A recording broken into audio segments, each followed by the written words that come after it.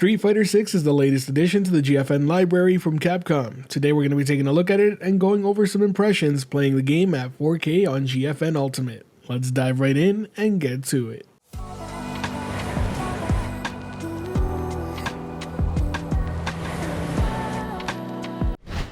First things first, I should let you know that all in-game settings are currently maxed out, and while the 120 FPS mode is enabled, the actual gameplay within the versus battles themselves is limited and capped to 60 FPS. This isn't due to a hardware limitation, it is simply how the game's mechanics work, and it needs to run at that cap for it to work functionally. Now to speak about the game itself, let me just say I was pleasantly surprised. By no means am I familiar or experienced with Street Fighter, though I have played some previous entries. But I gotta say I was really enjoying what I was playing here, and a lot of that is due to the new modern control type. If you're wondering what that means, it pretty much means special inputs are a button and a direction away. For example, instead of pressing down forward square to get a Hadouken out, you simply just press one button and it'll happen. Now this may be a bit concerning as it does definitely reduce the skill floor when it comes to actually performing these actions, but there is a negative side effect of using the modern control type, and that's flat out minus 20% damage. It's certainly a bit of a balancing act, and based on what I've looked up, it seems like most of the Street Fighter 6 community is completely okay with the modern control type being an option, which I gotta say seems like a testament to me that Capcom kind of nailed the balance. It makes the game extremely accessible for somebody new like me, while also still having a lot of depth within the classic control type, which most high-ranked players are probably using.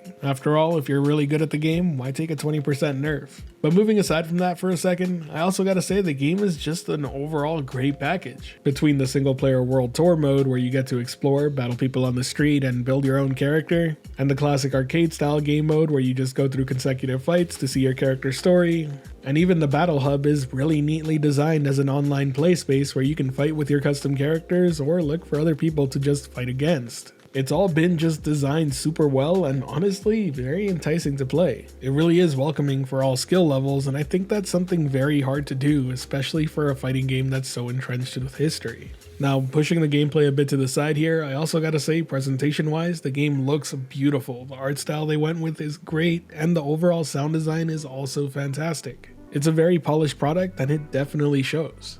And when it comes to performance, GFN Ultimate definitely has you covered even if you're playing the game at 4K. And since I'm on the topic of playing the game, let me actually talk about the experience playing a fighting game through GFN. I can't sit here and tell you that I'm an expert at Street Fighter 6, therefore I can't tell you whether or not this is competitively viable. That being said, in my opinion, and as somebody who's played a few online matches and won a few online matches, I don't see how it couldn't be. I think ultimately what this is the case of is pretty much that if you're a casual player, perfectly fine. If you're a semi-competitive player, also probably going to be fine. But if you're the type of player who wants the absolute best latency and the best possible experience and is willing to invest money for that experience, you're probably going to want just to play it locally. That being said, I do own a copy of this game on PS5, and having played it side by side and one right after another, I couldn't tell you the difference playing it myself. If anything, the GFN version of the game actually looked and performed better due to running at a native 4K across the board on all game modes. Now if any of you out there happen to be Street Fighter 6 players and are playing it through GFN, I'd love to hear your impressions of it down in the comments section below. Let me know what you think. As for myself, do I recommend picking up Street Fighter 6 if you have GFN Ultimate? For me, that's a resounding yes. The game's absolutely a blast, it has a ton of content, and is getting updated frequently, not to mention at the time of this recording is 50% off, so you might want to jump in.